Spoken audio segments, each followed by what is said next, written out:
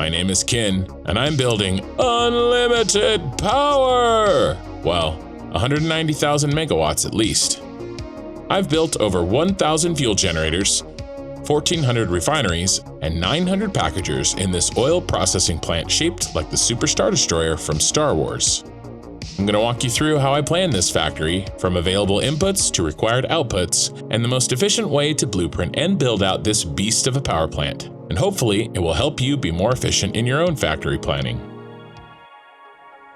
Before we get too deep into the planning aspects of this factory, I do want to give you a quick tour, show you how things are laid out so you have a little bit of context on what I'm talking about. Now, this lighting setup is not finalized. This is just here to help us identify what sections of the factory do separate jobs. And so we do have at the very front nose cone these blue blueprints.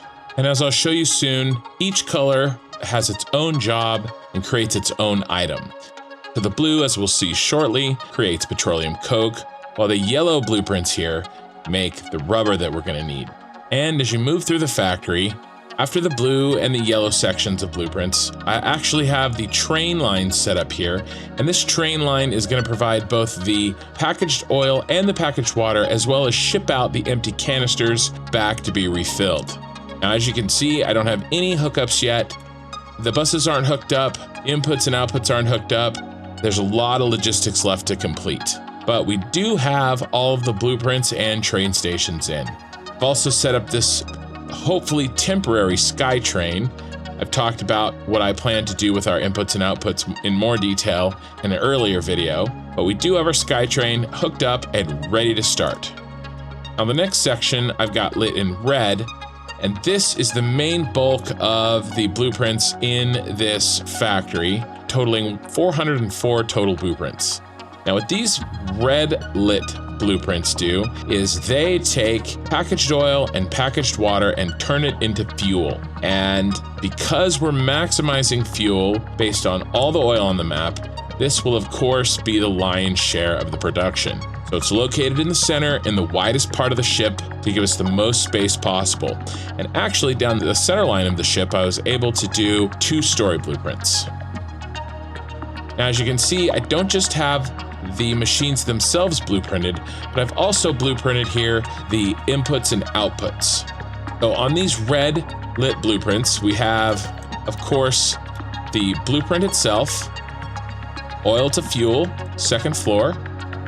Then we have an output blueprint that is positioned between 2 blueprints.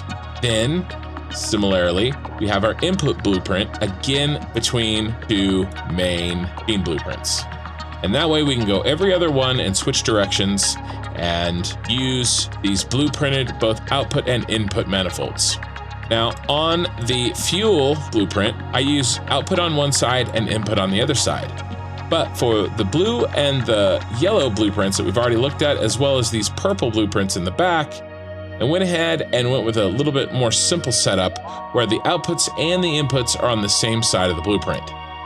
And this purple section in the back, this creates all the plastic that we're going to need in our factory.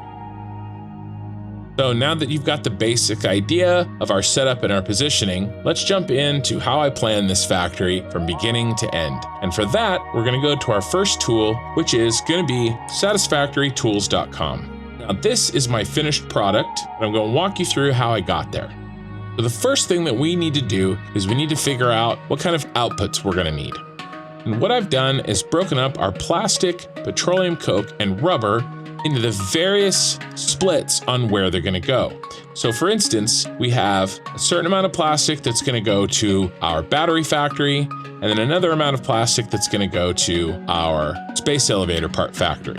Again, similar to the plastic, we have the petroleum coke. It's 2 jobs, and then rubber, I just wanted a little bit of extra rubber, just like I wanted a little bit of extra plastic to be created for use in construction. But really, the majority of these are headed to other factories. And then finally, in Satisfactory Tools, there is an option to just maximize whatever's left. And so I went with that with fuel to make sure that once we've created the plastic, rubber, and petroleum coke that we need, any other available oil is going to be turned into fuel. And that brings us to our inputs. So on this tab, we can actually calculate our inputs. Now, we know from our other factories that we're going to be passing forward 10,500 packaged oil per minute and 31,200 packaged water per minute. And then I've gone ahead and turned off the crude oil here to make sure that the factory will only use this packaged oil setup. Once we've got our inputs and our outputs set, the last thing that we need to do is tell the factory calculator what recipes that we want it to use. And so what I've done here is I've turned on all the alternate recipes because I wanted it to use the most efficient way possible. However, I did uncheck diluted fuel because I wanted it to force it to use diluted packaged fuel, because I'm already going to be giving the factory packaged water and I wanted to make use of that. It's actually more power efficient to go with the diluted packaged fuel than it is the diluted fuel recipe, because you don't have to pre-unpackage the water. And then I also went ahead on the right side and I unclicked residual plastic, and this forced it to calculate and to create my plastic using only the recycled plastic recipe, and that gave me a little bit more simple factory to work with. Once I have these 3 tabs set up exactly how I want, we can actually take a look at the visualization of this factory. And it breaks down each item, the inputs, the groups of machines that do each job, what the input to that group of machines are, what the various outputs are to the other sets of machines that need those for inputs, and then finally the green are our outputs, and then this blue is a byproduct, which is of course the empty canisters. And so we have this flow chart to use to really tells us, you know, how many heavy oil residue goes into the diluted packaged fuel refinery group of machines, and when we make our fuel, what amount goes to which set of recipes and what's left over for output into our power. Now, what I did when I was creating this is I went ahead and I took a screenshot of this and I opened it up into Paint so that I could draw on it, make notes, and categorize things in a way that was helpful for me as well as my live streaming and VOD watching audience. And this is actually what I came up with. Now, each of these colors represents a job and represents a blueprint. Now, I had a couple options with how I organized and how I decided to blueprint this. What I could have done is I could have created a blueprint for each orange box. And so in this case, I could have made a blueprint that packed as many packagers into one blueprint, and we could have unpackaged all of the oil, and the output would have been a liquid version of oil and empty canisters, and I could have sent all of that oil down to this next set of blueprints that would have been heavy oil residue, and I could have packed 3 refineries in a blueprint and gone from there. But what I ended up doing instead is, although each blueprint is more complicated, I needed less blueprints overall, and the input and outputs ended up being less confusing. And so to do that, I grouped a blueprint into each job. And so as you can see, the colors on this page match the lighting in the game so that we can keep track of what's what. And so this big one here is the fuel, and I've got notes here on how many total that I needed. And inside this fuel blueprint, we actually do all 4 tasks needed to go from the input, which is packaged oil, as well as packaged water, right here, so that we can get our output of fuel, empty canisters, and polymer resin. And this is, again, by far the most complicated one of the 4, but I used this setup so that I had fewer sets of outputs to deal with, because as you can see, all the liquid oil is actually contained here within the fuel blueprint. So I never have to move liquid oil by itself in the factory. Packaged oil goes in, packaged water goes in, and out comes our various outputs. And of course, I did the same with the blue, the yellow, and the purple. Now, the blue and the red are interesting. They overlap because the petroleum coke needs some heavy oil residue that is separate from the heavy oil residue that gets sent to make fuel. And so some of these 175 packagers exist inside the red blueprint, and some exist inside the blueprint. Same with this heavy oil residue refineries.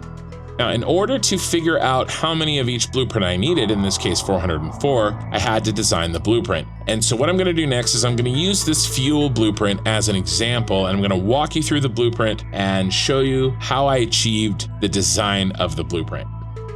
And so let's take a look at this blueprint at the end of our line here. And again, this takes packaged oil, packaged water, and it turns it into fuel, polymer resin, and empty canisters. So starting from the back, we have our inputs. And back here, we really only have two inputs, and that is, of course, our packaged water and our packaged oil. Now, our packaged oil, each of these machines has its own job, of course, and the first packager here takes and unpackages our oil and turns it into liquid oil.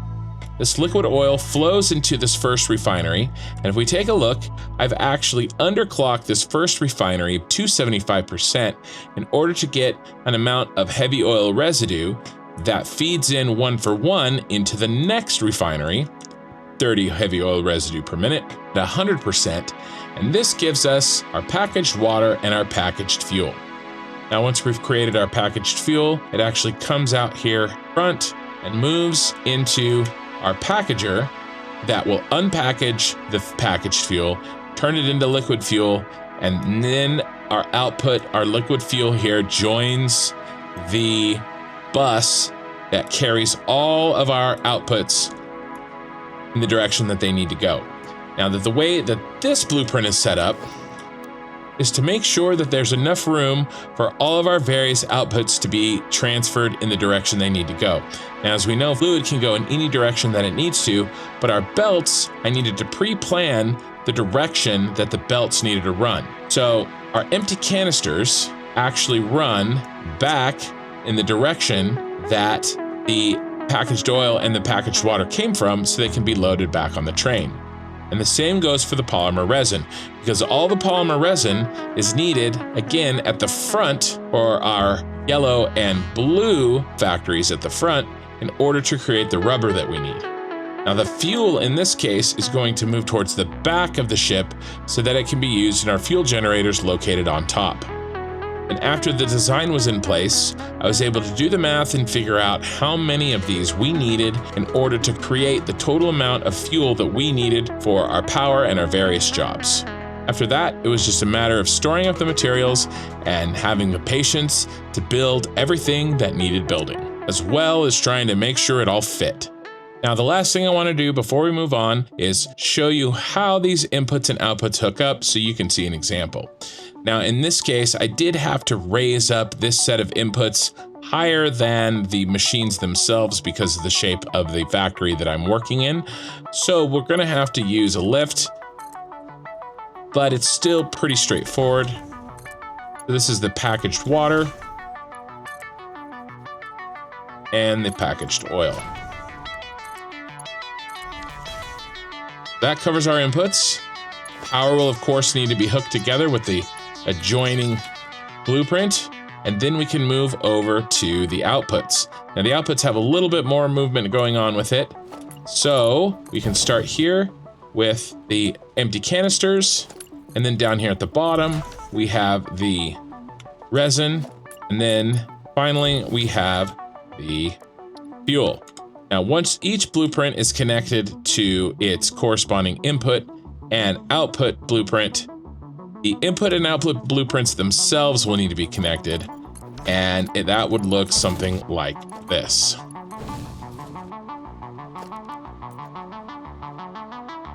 In addition, I have some cosmetics that I would also like to get connected. And then as these fuel lines fill up, I have more space to stash the full fuel lines so that we can keep filling up this center one. And the same with these belts. And we can do that all the way down. And when I was creating this fuel set particularly, I needed a variant for the second floor. Now, the second floor variant is very, very similar to the first floor variant, only that it has a glass floor and no support pillars. And then the input and output second floor variants have no floor at all. And they will be a free floating set of buses to move all of our items. You may have noticed I do really like my lighting and my catwalks. Now that you've got an idea how everything is set up and built, I can walk you through how this factory is going to work from start to finish. So our first step is the vast majority of our packaged oil and packaged fuel is going to be unloaded from the trains and sent down the input manifolds for our red fuel blueprints. Our red fuel blueprints are going to take that packaged oil, packaged water, and it's going to return the empty canisters back to the train stations. Along with those empty canisters, it's going to return the polymer resin, and that polymer resin will be loaded into our yellow rubber creating blueprints. But before we move on to the yellow blueprint, let's finish out tracking the fuel. Now, all of the fuel is going to head towards the back of the ship, and the vast majority is actually going to head up, out into the top and into our fuel generators.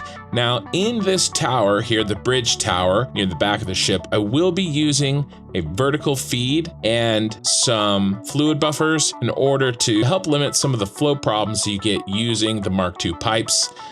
Using Mark II pipes can always be a little fickle, but usually that helps me ensure that we have as few problems as possible. So while the majority of the fuel heads up to the fuel generators, the remainder will head down to the purple blueprints at the back of the ship.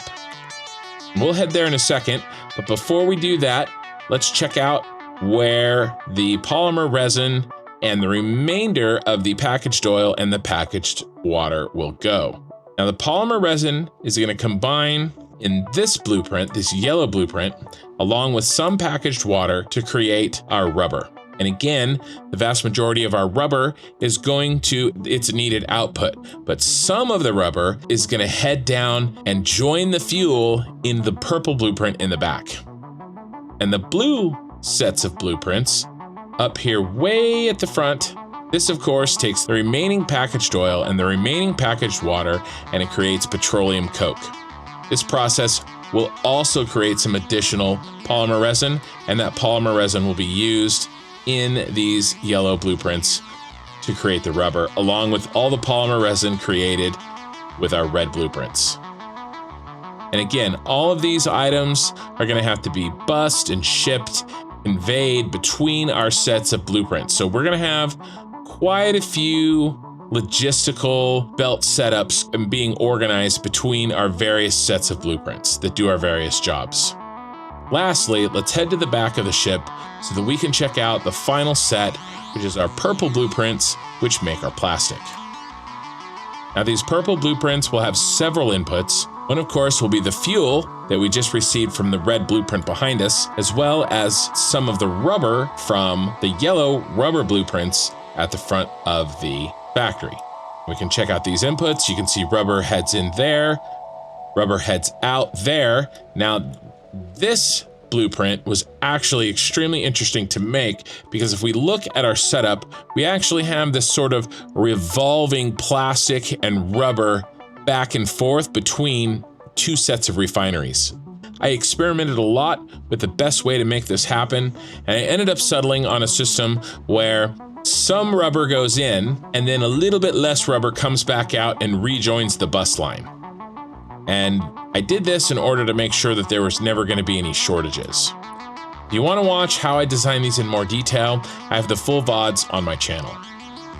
Just like the other blueprints, we have rubber going in, rubber coming out, fuel going in, plastic coming out. All of the plastic gets sent off to do its various jobs in other future factories, both the battery plant and the space elevator part plant. That covers our factory. All 4 sets of blueprints, as well as outside, we have our fuel generator blueprints. And similar to the blueprints used inside the factory, the fuel generator blueprints work off of a bus system that input fuel all the way down the line. Now, on these fuel generator blueprints, I actually took a little bit of time to count each of the number of blueprints in each row, and I've labeled them all. And here you can see we have 127 fuel generators that are on this bus all the way down to the end. Now, if you take 600 and you divide by 12, which is the amount of fuel each fuel generator uses, then each Mark II pipe full of fuel, 600 fuel per minute, can power 50 generators. Now, I want to make sure that my piping is as easy as can be, and in addition, we actually couldn't fit all of the fuel generators that we needed to fit on the top of this Super Star Destroyer. We needed exactly 1,263 fuel generators, but we could only fit 1,004 fuel generators on the top of the Super Star Destroyer. So that means that we're gonna have to do some overclocking. That's what the orange number is. We have 127, but I'm gonna take 23 of them and overclock them to 200% so that I can actually use 3 full lines of pipe, send it all the way down the bus, and I know that it will be 100% used by what equates to 150 fuel generators, even though we only have the room for 127. And I've done this for each line going from the center forward, as well as these bus lines going backwards. And as you can see here, these bus lines are much shorter. And so in this case, there's 42 on the line, but if I overclock 8, an extra 100%, I'll have the equivalent of 50.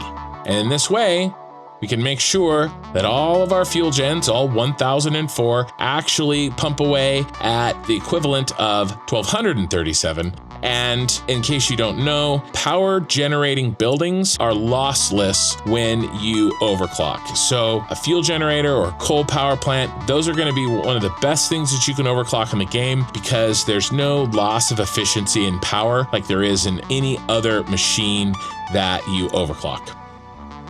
Now, if you missed my first video describing how I designed the actual structure, not the machines themselves, but how I built this, how I designed it, my theme of my save, and how this factory works with the rest of my playthrough, I have a link to that video right here in the corner that you guys can check out next. I do want to know what you guys think about this mega project. So let me know in the comments your thoughts, your ideas. Let me know if you think I'm crazy. I can tell you that my computer is starting to chug. It's got some FPS issues here and there, especially when those long lines of machines start loading. And to be honest with you, none of them are on yet. So I am pushing this baby. I'm pushing my machine. I'm pushing the engine of the game to its maximum here. And we're gonna see how it works. If you wanna watch me design this live, I live stream 3 nights a week, 6 to 8 hours each night. That's gonna be Tuesday night, Friday night, and Saturday night PST. I realize that it's really difficult sometimes to figure out what that means in your time zone, so the best way to figure out when I'm going to stream is actually going to be to join my Discord. There's a link in the description, and I have a scheduler bot on that Discord, and you can follow it, and it'll tell you in your time zone when my stream plans are. And that's really the best way to track what I'm going to stream anyway, because sometimes if I have to cancel or move a stream, that's the first place that I'm going to announce it. Next update video that I upload, all of these machines should be hooked up and running. That's what I hope for anyway. So fingers crossed. Hopefully I can get that next update out to you guys in a couple of weeks. And if you want to track my progress, well, you know what to do. Thanks guys, and I'll see you in the next video, or I'll see you in Discord.